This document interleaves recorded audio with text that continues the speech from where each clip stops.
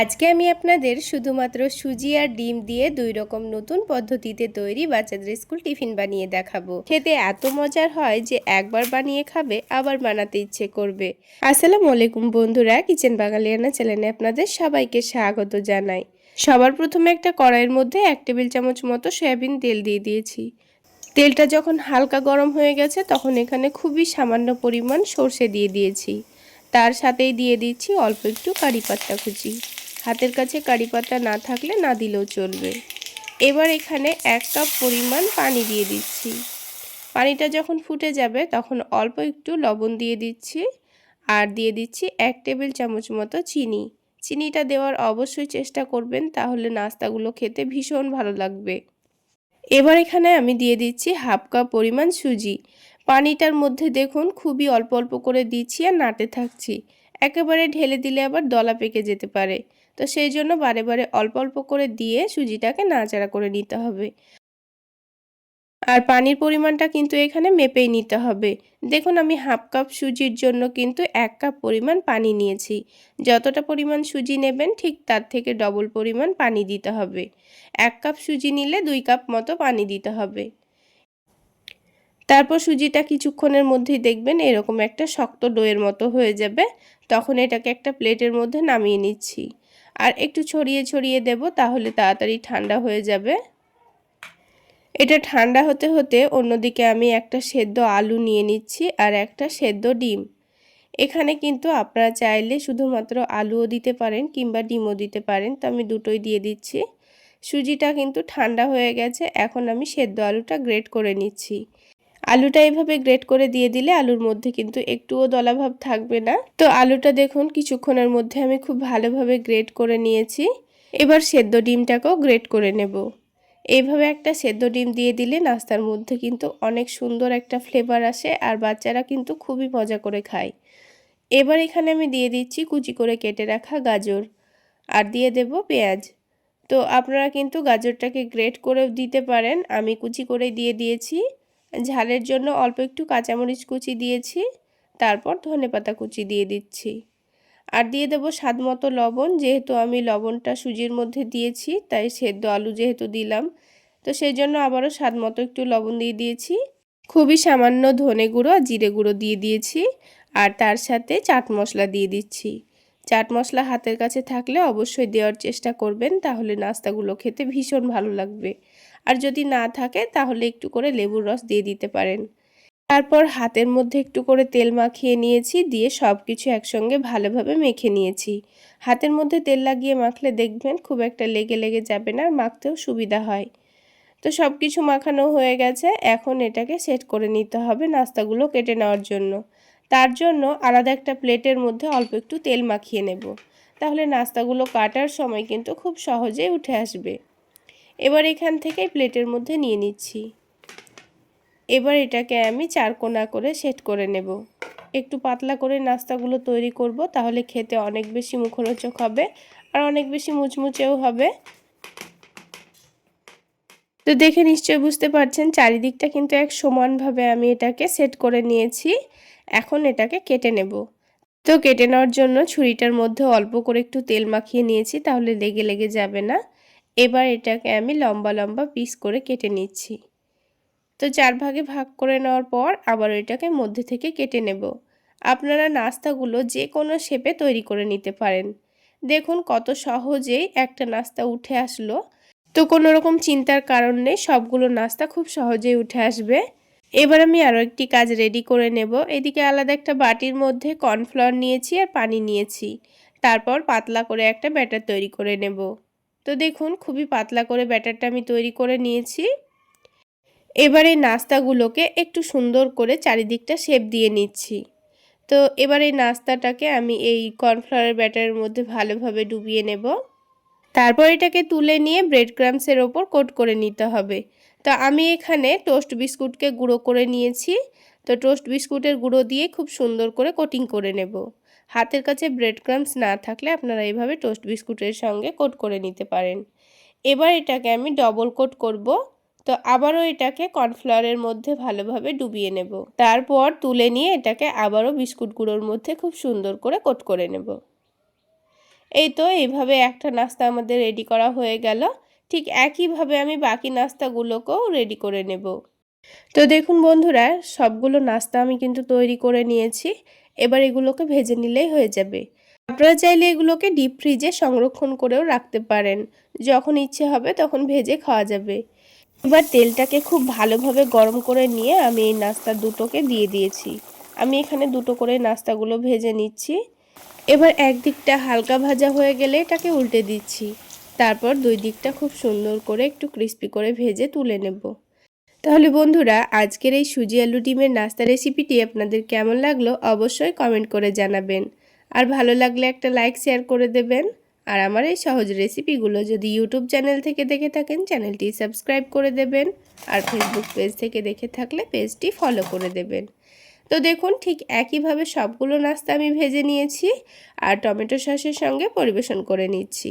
এবার একটা নাস্তা ভেঙে দেখিয়ে দিচ্ছি। আওয়াজ শুনে নিশ্চয়ই বুঝতে পারবেন কতটা মুচমুচে হয়েছে। আর খেতেও কিন্তু ভীষণই মজার হয়েছিল বন্ধুরা। একবার না বানালে আপনারা বুঝতেই পারবেন না। এবার আমি আপনাদের আরও একটি নতুন পদ্ধতিতে সুজি আর ডিম দিয়ে বাচ্চাদের স্কুল টিফিন বানিয়ে দেখাবো। ঘরে শুধুমাত্র সুজি আর ডিম থাকলে ঝটপট বাচ্চাদের স্কুল টিফিনের জন্য এই নাস্তাটি বানাতে পারবেন। তো তার জন্য আমি এখানে একটা মেজারমেন্ট কাপের মধ্যে 200 গ্রাম সুজি নিয়ে নিয়েছি। সুজিটাকে এবার আমি একটা মিক্সিং বোলের মধ্যে নিয়ে নেব। এবার এই সুজির মধ্যে দিয়ে দিচ্ছি 2 টেবিল চামচ মতো বেসন। তবে আপনাদের হাতের কাছে যদি বেসন না থাকে সেই ক্ষেত্রে আটা বা ময়দা দিতে পারেন।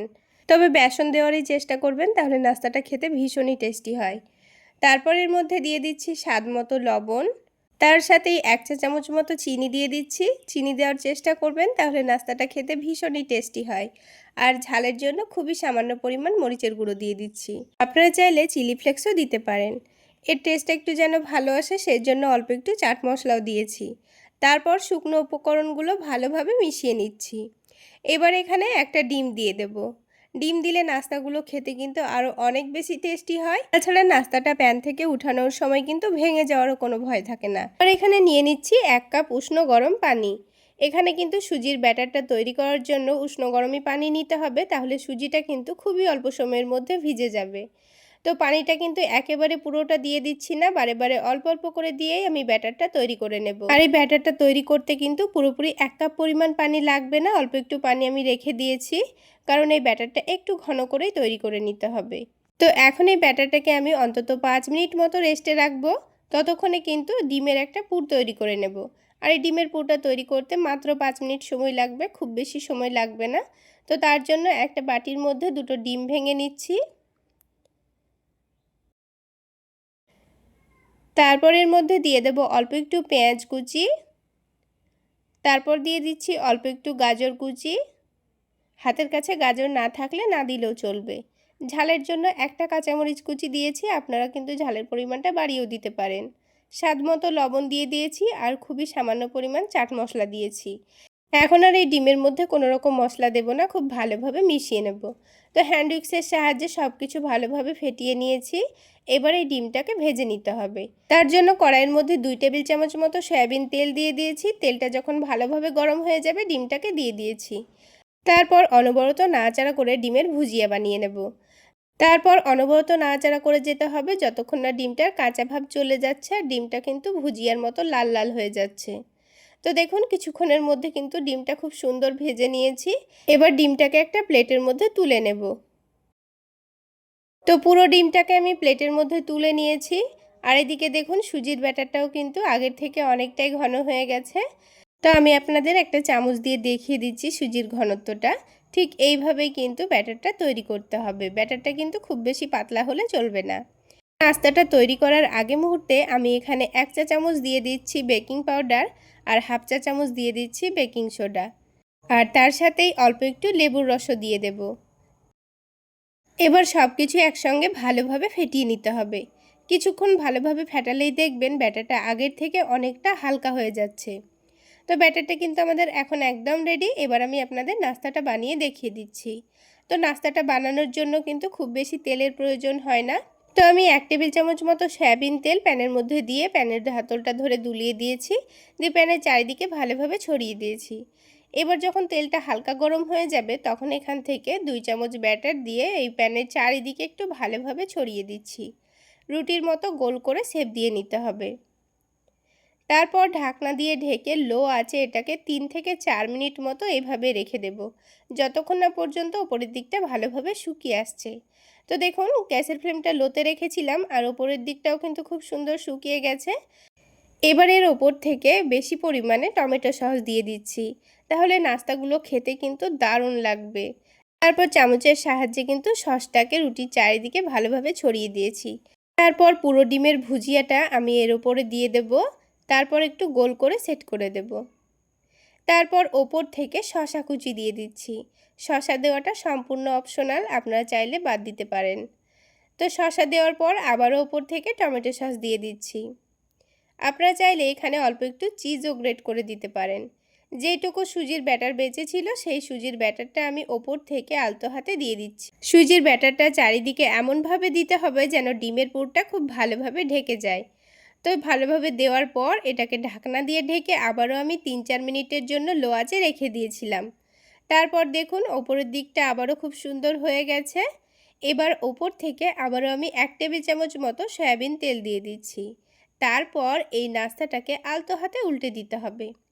আর দেখুন নাস্তাটা উল্টানোর সময় কিন্তু একটুও ভেঙে যাচ্ছে না কিংবা ফেটেও যাচ্ছে না, কারণ এই সুজির ব্যাটারের মধ্যে ডিম দেওয়া আছে। আর ডিম দেওয়ার কারণে কিন্তু নাস্তাটা একটুও ফেটে যায় না।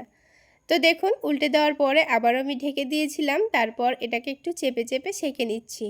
যেহেতু নাস্তাটা অনেকটাই মোটা হয় আর যেহেতু বেকিং পাউডার বেকিং সোডা দেওয়া আছে তার জন্য নাস্তাটা কিন্তু অনেকটাই স্পঞ্জি হয়। তো দেখুন বন্ধুরা অপর দিকটাও কিন্তু খুব সুন্দর ভাজা হয়ে গেছে।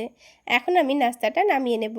তো বন্ধুরা আজকের এই সুজি আর ডিমের নাস্তা রেসিপিটি আপনাদের কেমন লাগলো অবশ্যই কমেন্ট করে জানাবেন। আর ভালো লাগলে একটা লাইক শেয়ার করে দেবেন। আর আমার এই সহজ রেসিপিগুলো যদি ইউটিউব চ্যানেল থেকে দেখে থাকেন চ্যানেলটি সাবস্ক্রাইব করে দেবেন। আর ফেসবুক পেজ থেকে দেখে থাকলে পেজটি ফলো করে দেবেন। তো এটাকে আমি পিৎজার মতো করে 4 পিস করে কেটে নিয়েছি। আর বাচ্চাদের একবার খাইয়ে দেখবেন বন্ধুরা, একবার খেলে আবার বানানোর রিকোয়েস্ট আসবে। তাহলে বন্ধুরা আজকে এই পর্যন্তই। সকলে অনেক বেশি ভালো থাকবেন, সুস্থ থাকবেন। দেখা হচ্ছে আবার একটি নতুন রেসিপি নিয়ে নেক্সট এপিসোডে।